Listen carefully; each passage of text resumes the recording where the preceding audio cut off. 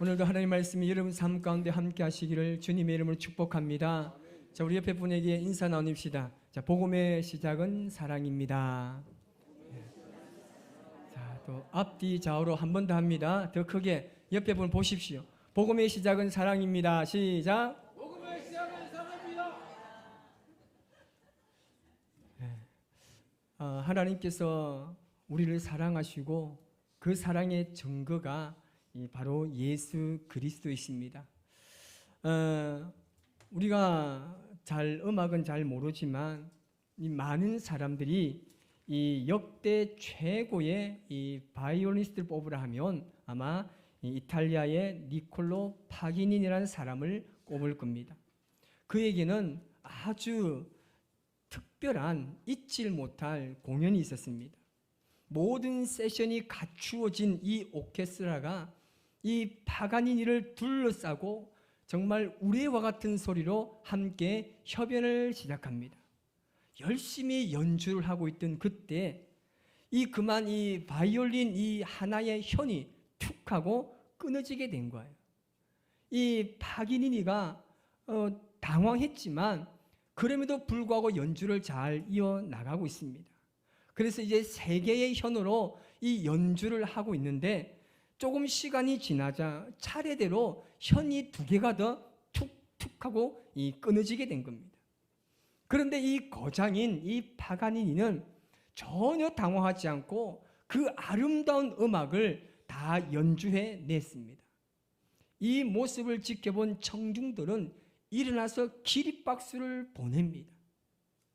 수많은 사람들이 이 앙코르를 하고 싶지만 하지를 못하는 거예요. 현이 하나 남았기 때문에. 그런데 이 파기니니는 그 박수 소리 끝나자 청중들을 자리에 다 앉힙니다. 그리고 하나 남은 이 현에 이 바이올린을 높이 치켜들고 사람들이 다 보는 앞에서 외칩니다.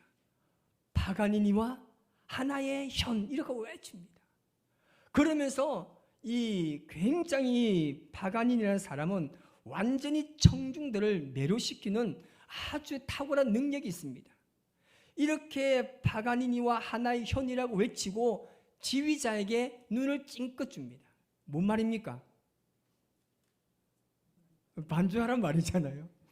그래가지고 찡긋하면서 이 하나의 남은 현으로 열심히 연주를 하는데 이 모습을 지켜본 청중들이 고개를 절레절레 흔들면서 수많은 찬사를 그에게 보냈다고 합니다. 이렇게 연주를 마무리한 이 파가니니는 사람들이 붙여준 별명이 하나 있습니다. 뭐냐면 이 악마의 재능입니다. 그만큼 그가 연주를 잘한다는 겁니다. 근데 사실 이 파가니니를 보면 이 사람은 세계 최고의 이 연주자였지만 그도 장애를 가지고 있는 사람이었습니다. 일평생 그는 신경통과 그리고 시각장애를 가지고 있었습니다. 심지어는 호흡곤란도 있고 또 바이올린 중에서 가장 중요한 게 뭐겠습니까? 이 손 아니겠습니까? 이 손도 심각한 장애를 안고 있었습니다. 이렇게 손이 엉망인 이 파가니니는 이 육체적인 핸디캡을 극복하고 최고의 바이올린 연주자가 된 것입니다. 자기에게는 이 장애가 적이 아니라 친구였던 거죠. 아마 우리의 인생에도 가장 힘든 상대가 누구입니까? 라고 말하라면 여러분 누구라고 이야기하겠습니까? 여러분 인생에 가장 힘들게 하는 사람 누굽니까? 저를 보고 있으면 전 줄 알잖아요. 아마 자기 자신일 겁니다. 오늘날 이 세상은 이 상처투성입니다. 우리 자신부터 시작해서 우리의 가정도 우리의 교회도 우리의 나라도 우리의 민족도 세계까지 완전한 상처로 얼룩져 있습니다. 그래서 불평과 원망과 그리고 불행과 고통이 우리의 일생에는 끊어지지 않습니다. 여러분 이런 상황에 놓여 있는 우리의 삶을 돌아보면서 과연 내가 할 수 있는 것이 과연 무엇일까요? 우리는 이 시점에서 성경으로 돌아가서 복음적인 해답을 우리가 찾아야 하는 겁니다. 오늘 본문 26절 말씀을 우리 다 같이 한번 읽습니다. 이르시되 너희가 너희 하나님 나 여호와의 말을 들어 순종하고 내가 보기에 의를 행하며 내 계명의 귀를 기울이며 내 모든 규례를 지키며 내가 애굽 사람에게 내린 모든 질병 중 하나도 너희에게 내리지 아니하리니 나는 너희를 치료하는 여호와임이라. 아멘. 하나님께서는 우리를 치료하시는 분이라고 선포합니다. 하나님께서 불행과 고통 가운데 있는 우리의 개인과 우리의 가정과 우리 교회를 치료하시기를 원하십니다. 그런데 지금 우리가 중요하게 살펴보아야 할 부분이 있습니다. 그것은 뭐냐면 하나님께서 우리를 치료하시기 전에 반드시 선행되어야 하는 것이 있습니다. 그것이 뭐냐면 26절 상반절에 이렇게 말합니다. 너희가 너희 하나님 나 여호와의 말을 들어 순종하고 라고 이야기합니다. 무엇이 선행되어야 합니까? 여러분, 대부분의 사람들은 아픈 곳이 있으면 그 아픈 부분이 빨리 치료되는 데서 거기만 목적을 두고 있습니다. 뭐냐면 몸이 아프면 몸이 빨리 낫기만을 바라는 거예요. 거기만을 집중하는 거예요. 여러분, 시골의 어르신들 경우를 보면 이 병원에 찾으면 의사는 별로 처방을 내리지 않습니다. 어르신들이 처방을 다 내려요. 의사가 그냥 짚어줄 뿐이지 처방은 어르신들이 합니다. 어떤 처방입니까? 동일합니다. 처방은 똑같습니다. 딱 두 자입니다. 센거이랍니다. 의사 양반 그냥 다른 거 말고 복잡하게 말고 어제보다 조금 더 센 거 한 대만 달라는 거예요. 그러면 내 병이 낫겠다는 거예요. 근데 보면 오늘 말씀에 보면요, 그게 아니라는 거예요. 육신의 질병보다 더 중요한 것이 있는데 바로 뭐냐면 믿음이라는 겁니다. 하나님께서 나를 치료한다는 사실을 믿어야 하는 거예요. 내 몸이 아파도 나를 치료하시는 하나님, 그 하나님 내가 얼마나 믿느냐가 중요하는 겁니다. 그래서 우리의 믿음의 근거를요, 치료에다 두면 안 되는 거예요. 치료받는 것에 두면 우리의 믿음이요 자꾸 흔들려요. 내가 치료받기만을 원하면 우리의 믿음이 흔들려요. 왜냐하면 내가 바라고 원하는 그 시기에 내 몸이 치료가 안 되면요 우리는 불안한 거예요. 자꾸만 의심이 생기는 거예요. 하나님 나를 치료한다고 하셨는데 왜 나를 치료하지 않지? 도대체 얼마나 내가 기도하고 얼마나 내가 하나님께 붙들려 하는 이런 의심이 자꾸 생긴다는 거예요. 그나마 가지고 있는 우리의 믿음조차 요동치는 경우가 많습니다. 그래서 우리는 어떤 상황 속에서도 내 믿음, 다시 말하면 나를 치료하시는 하나님을 그 믿는 믿음이 얼마나 중요한 것인지 점검해야 하는 것입니다. 여러분, 우리가 삶을 정말 아름답게, 정말 제대로 된 삶을 살려면요 불확실한 삶, 여러 가지 감당할 수 없는 많은 일들이 일어나는 이 삶 속에서 정말 그리스도인으로서 제대로 된 삶을 살려고 한다면 우리는 반드시 붙잡아야 될 것이 있습니다. 우리는 이 세상에 살아가면서 그리고 교회 공동체의 삶을 살면서 절대 혼자는 살지 못합니다. 결국은 누군가의 손을 붙잡고 가야 하는 거예요. 우리가 반드시 붙잡아야 될 그 손이 어떤 손입니까? 하나님의 손인 줄 믿습니다. 이 하나님의 손을 붙들고 걸어간다는 것을 다른 말로 하면 하나님과 동행이라고 말합니다. 그래서 우리는 주님이 나와 함께 계신다는 사실을 믿어야 하는 겁니다. 어떤 경우에도 우리가 놓치지 않고 붙잡아야 하는 것, 정말 현실성이 없는, 정말 가능성이 없는 그것을 붙잡는 것을 우리가 믿음이라고 하는 겁니다. 우리는 그의 상황, 우리의 상황, 그리고 우리의 삶을 돌아보면 우리가 주님 앞에 그렇게 말할 때가 너무나 많습니다. 정말 하나님께서 나에 대해서는 아무런 생각이 없으신 것 같아요. 하나님께서는 내 삶에 아무런 일도 하지 않는 것 같아요. 심지어는 하나님께서는 나를 버리신 것 같고 하나님 나를 그냥 방치해 두시는 것 같습니다. 우리가 이렇게 말할 때가 있지 않습니까? 근데 여러분, 그렇지 않습니다. 정말 그런 생각이 들 때마다 그런 생각이 든다 할지라도 우리는 그 순간 아니요, 그렇지 않습니다. 하나님은 분명히 나에 대해서 계획을 가지고 계시고 지금도 하나님은 나를 통해서 일하고 계시고 하나님 지금 나와 함께 있다고 믿음으로 고백해야 될 줄 믿습니다. 이렇게 고백하는 순간 그때 하나님을 향한 우리의 믿음을 붙잡아야 할 때라는 겁니다. 그렇게 붙잡는 사람은 결국 깨닫게 되는 거예요. 제가 저번에 말씀드린 적이 있지만 정말 믿음이 좋으신 분이 나름대로 믿음 안에 살려고 최선의 삶을 살고 있습니다. 정말 애를 많이 썼습니다. 그런데 어느 날 건강이 좋지 않아서 검진해 본 결과 바로 그가 암에 걸렸다는 겁니다. 마음이 무너지기 시작했습니다. 절망이 찾아오고 두려움이 시작됩니다. 열심히 살려고 했고 그렇게 기도하며 애썼던 자기의 삶이 송두리째 흔들리기 시작합니다. 그런데 그분이 그럼에도 불구하고 몸부림치면서 하나님과의 그 관계의 끈을 놓치지 않기 위해서 최선의 신앙의 삶을 살았습니다. 그때 그 순간 하나님께서 나에게 말씀하시는 음성이 들리기 시작합니다. 딸아, 너는 암도 내가 통치하고 있다는 사실을 믿느냐는 겁니다. 너는 암도 내가 통치하고 있다는 사실을 믿느냐는 거예요. 그 순간 그가 깨달은 것이 뭐냐면 지금까지 자신은 이 암이라는 질병은 하나님의 통치 밖에 있다고 생각한 겁니다. 여러분, 우리의 삶이 그렇지 않습니까?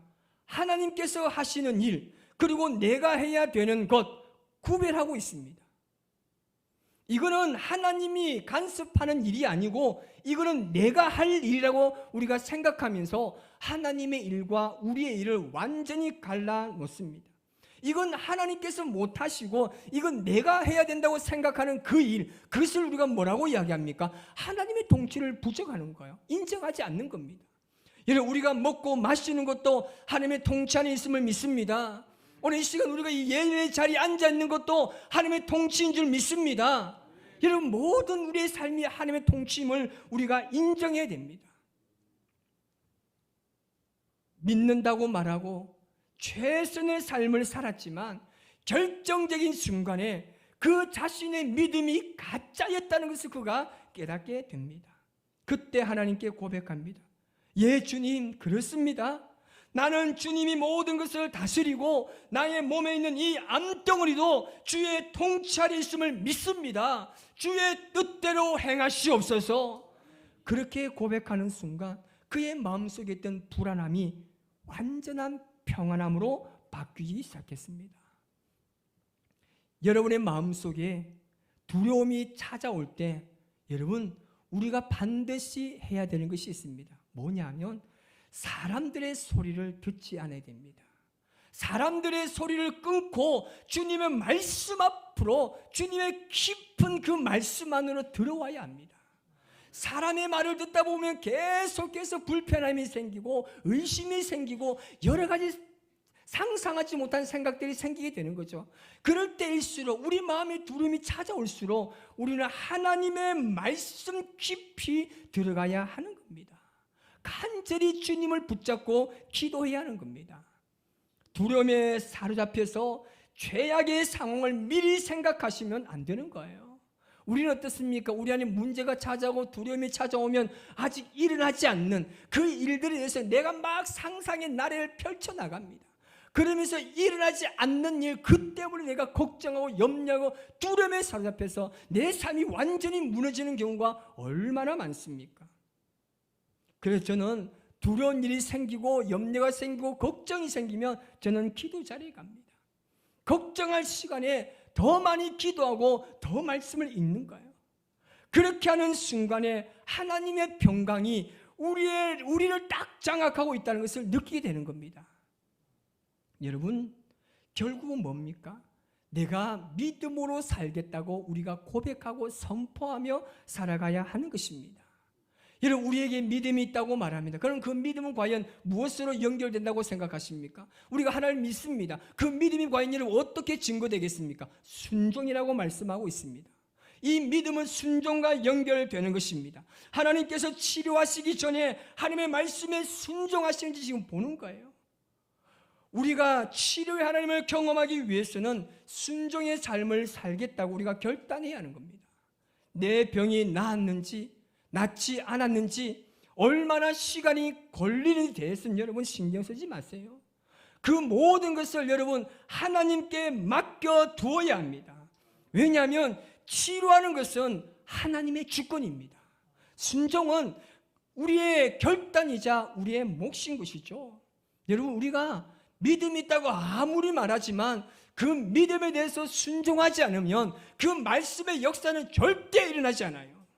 여러분, 말씀을 듣고 세상에 나아가 보십시오. 여러분, 우리 모두가 그리스도인 아닙니까? 우리 그리스도인의 세상에 살아가면서 얼마나 그리스도인 아닌 모습으로 살 때가 얼마나 많습니까? 왜 그런 현상이 일어납니까? 말씀을 동일하게 듣지만 왜 그런 현상이 나타납니까? 말씀대로 순종하지 않기 때문에 그런 결과가 나는 것입니다. 여러분, 지금 이스라엘 백성들이 출애굽을 하고 어디까지 지금 왔습니까? 지금 이스라엘 백성들은 마라에 있습니다. 마라는 쓰다, 괴롭다는 뜻을 가지고 있습니다. 영어는 비트너스를 해가지고 쓰디쓴 고통이라는 뜻이 있습니다. 그러면 하나님께서 출애굽 시켰잖아요. 그러면 정말 아주 그냥 시온의 대로를 걸어가게 하셔야 되는데 왜 이 마라로 인도하셨냐는 겁니다. 왜 인도하셨습니까? 그들의 믿음을 점검하기 위해서입니다. 그들이 내 말을 듣는지 지금 순종하고 있는지를 지금 시험하시는 겁니다. 그래서 시험을 통해서 부족함을 발견하게 되는 거죠. 여러분, 그들을 순종을 확인하지 않고서는 하나님께서는 이 긴 광야를, 이 여정을 이어가기 어렵다고 생각하시고 시험하신 겁니다. 그래서 26절 중반에 보면 이렇게 말합니다. 내 계명에 귀를 기울이며 내 모든 규례를 지키면이라고 말씀하십니다. 이 시험을 통과해야 누릴 수 있는 복이 있는 거죠. 하나님께서 주시는 그 복이 뭡니까? 27절 말씀을 우리 다 같이 읽습니다. 그들이 엘림에 이르니 거기에 물샘 12과 종려나무 이런 거루가 있는지라. 거기서 그들이 그 물 곁에 장막을 치니라. 아멘. 여러분, 지금 마라에 있는 그들이 지금 엘림이 보입니까? 보이지 않아요. 그렇지만 보이지 않는다고 해서 존재하지 않는 것은 아닙니다. 여러분 천국 지금 눈에 보입니까? 보이지 않습니까? 그럼 존재하지 않습니까? 아닙니다. 천국은 우리 눈에는 보이지 않지만 반드시 존재하는 것입니다. 분명히 존재하는 실제입니다. 여러분, 별은 낮이 아니라 밤에 보는 겁니다. 밤에 보이는 겁니다. 낮에 고개를 들고 하늘을 보면 별이 보입니까? 아닙니다. 보이지 않습니다. 여러분 중에 인생의 밤을 지금 경험하고 계신 분이 있습니까? 바로 그때가 별을 볼 수 있는 기회인 줄 믿습니다. 이스라엘 백성들이 쓰디쓴 고통에 이 마라에 왔다는 것은 지금 그들은 하나님의 역사를 볼 수 있는 기회라는 사실입니다. 눈을 들어 하나님을 바라보면 그토록 갈망하던 하나님의 역사를 그들이 볼 수 있는 겁니다. 인생의 밤을 지나고 계신 여러분, 조금만 참으십시오. 조금만 기다리세요. 조금만 있으면 여러분이 그렇게 갈급하고 그렇게 가고 싶고 원하는 엘림에 도달할 수 있습니다. 하나님께서 우리를 위해서 가장 좋은 것을 예비해 두셨습니다. 보이지 않는 곳에서 여러분 주저하지 마시고 거기서 좌절하고 낙심하지 마십시오. 지금은 비록 보이지 않을지라도 믿음으로 하나님 말씀을 순종하고 걸어간다면 우리를 위해서 예비하신 그 하나님의 실제가 우리 눈앞에 펼쳐질 줄 믿습니다. 서양 사람들의 보편적으로 사용하는 명언이 있습니다. 뭐냐면 가장 좋은 것은 아직 오지 않았습니다. 입니다. 여러분, 삶이 힘들고 많은 문제를 통해서 고난의 터널을 지금 걷고 계십니까? 한번 외쳐보십시오. 가장 좋은 것은 아직 오지 않았습니다. 시작. 자, 우리 옆에 분에게 한 번 더 할까요? 가장 좋은 것은 아직 오지 않았습니다. 시작. 지금 우리는 보이지 않는 곳에 서 있습니다. 이것이 끝이 아니에요. 이제 우리가 걸어가는 이 여정은 지금은 보이지 않지만 보이는 그곳으로 우리는 걸어가고 있습니다. 우리는 아직 엘림이 오지 않았습니다. 그러나 오지 않았지만 하나님은 이스라엘 백성들에게 맑은 물, 풍성한 물을 마실 수 있는 엘림을 다 준비하고 계신다는 겁니다. 광야와 같은 세상, 끝까지 믿음으로 우리가 순종하며 소망의 주님을 바라보고 나아간다라면 반드시 하나님께서 예비해 두신 엘림을 경험할 수 있을 겁니다. 오늘 이 시간 우리가 이 찬양으로 고백하며 나아갈 것인데요, 우리가 이 찬양을 고백하면서 정말 하나님께서 정말 나를 위해서 준비한 그 어떤 것, 하나님, 내가 그것을 깨달을 수 있는, 정말 이 고통의 터널을 건너가고 있는 이 지금 이 시기에서 하나님은 한 번도 변하지 아니하시고, 내가 고백하기를 하나님 나를 버리신 거 아닙니까? 나를 사랑하신다고 하는데 어떻게 나를 지금 이 상황에 그냥 두십니까? 라고 고백하는 분이 있다라면 한순간도 떠나지 아니하시고 실수하지 아니하신 그 하나님께서 나를 지키고 계시다는 사실을 믿음으로 고백하시기 바랍니다. 이 시간 고백하며 나아갈까요? 하나님은 너를 지키시고